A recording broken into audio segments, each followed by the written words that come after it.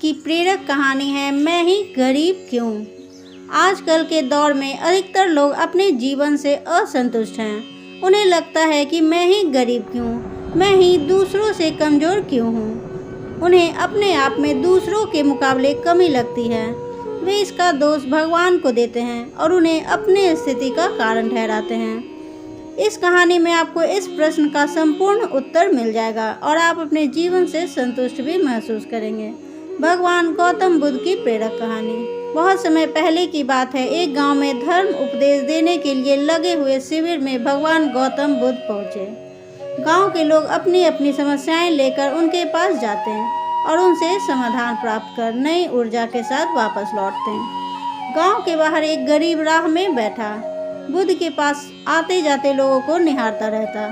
उसने क्या देखा? दुखी चेहरा लिए भारी कदमों से लोग भगवान गौतम बुद्ध के शिविर में जाते हैं और नई ऊर्जा के साथ चेहरे पर खुशी व आनंद लिए वापस लौटते हैं। गरीब ने सोचा, क्यों न मैं भी भगवान के पास अपनी समस्या लेकर जाऊं।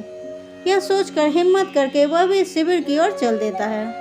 शिविर में एक एक कर क्रमबद्ध तरीके से व्यक्ति को प्रवेश मिलता है, इसलिए वह भी अपनी बारी की प्रतीक्षा करने लगा। जो कुछ उसने रास्ते में देखा, अब यहाँ उसे साक्षात देखने को मिल रहा है। लोग एक एक कर अपनी समस्याएं बता रहे थे। भगवान गौतम बुद्ध चुपचाप शांति से सबकी समस्या सुनते हैं और जवाब देते हैं। उसकी भी बारी आई। उसने भगवान गौतम बुद्ध को प्रणाम किया और बोला, भगवान मैं ही गरीब क्यों। भगवान गौतम बुद्ध मुस्कुराए और बोले, तुमने कभी किसी को दिया ही नहीं, इसलिए गरीब हो। इस पर वह आश्चर्य से भगवान गौतम बुद्ध का मुंह ताकने लगा और बोला, भगवान मेरे पास कुछ देने के लिए है ही नहीं। बड़ी मुश्किल से गुजारा हो पाता है और कभी कभी तो भूखे ही सोना पड़ता है। इतना गरीब हूँ। भगवान गौतम बुद्ध शांत भाव से बोले, तुम्हारे पास एक चेहरा है, किसी को भी मुस्कुराहट दे सकते हो। तुम्हारे पास मुँह है, किसी को भी प्रशंसा भरे कुछ शब्द दे सकते हो। जो हाथ तुम्हारे पास है, किसी की भी मदद कर सकते हो। दरअसल जिसके पास ये तीन चीज़ें हैं, वह भला कैसे गरीब हो सकता है। गरीबी का भाव मन में होता है। मन से यह भ्रम निकाल दो। लोगों को देते जाओ, गरीबी अपने आप ही दूर हो जाएगी। यह बातें सुनकर उस गरीब का चेहरा दमक उठा। उसे अपने प्रश्न का उत्तर मिल चुका है। अब उसके मन से गरीबी का भाव दूर हो गया। इस शिक्षा को जीवन में उतार कर कुछ ही दिनों में उसका जीवन भी खुशियों से भर गया।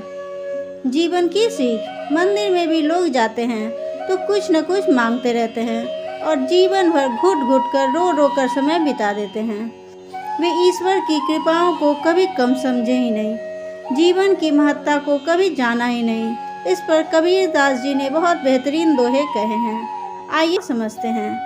सबके पल्ले लाल है, सभी साहूकार, गांठ खोल परखा नहीं, यह विधि रहा कंगाल। यानी सभी के पास ज्ञान है, जो कि ईश्वर की अनमोल देन है, जिसे हम कभी जानने समझने की कोशिश ही नहीं की, इसलिए हम सुख का आनंद नहीं ले पाते हैं। मित्रों, मनुष्य जीवन एक अनमोल अवसर है और विधाता की असीम कृपा का तोहफा है। हमारा सर्वप्रथम यह कर्तव्य होता है कि हम उस परम परमेश्वर की इनायतों को समझें, ईश्वर की कृपा को जानने की कोशिश करें। और इसका सबसे आसान तरीका है खुद को समझना। हमारा अस्तित्व क्या है, हमारा लक्ष्य क्या है, हमारे क्या कर्म हैं आदि। आज हम यह पूर्णतः समझ चुके हैं कि हमारे पास ईश्वर की दी हुई वो अनमोल तोहफे हैं, जिनसे आज मानव नई नई उपलब्धियों को पा रहा है, असीम ऊंचाइयों को छू रहा है। बस ज़रूरत है तो सही मार्गदर्शन की, जो कि आज से मैं इन बातों को अपने जीवन में उतारने की कोशिश कर दी है। आपको बस यह करना है, हर रोज़ अपनी एक कमी को दूर करो, चाहे वो आपका गुस्सा हो या फिर नकारात्मक सोच। जब भी कुछ सोचो तो अच्छा सोचो। अगर कुछ करने का सोचा है तो तब तक उसके पीछे लगे रहो जब तक कि वह काम नहीं हो जाता। दोस्तों, हमारी कहानी पसंद आ रही तो इसे लाइक करें, शेयर करें, सब्सक्राइब करें, कमेंट कर बताएं ये कहानी आपको कैसी लगी। तब तक के लिए थैंक्स फॉर वॉचिंग।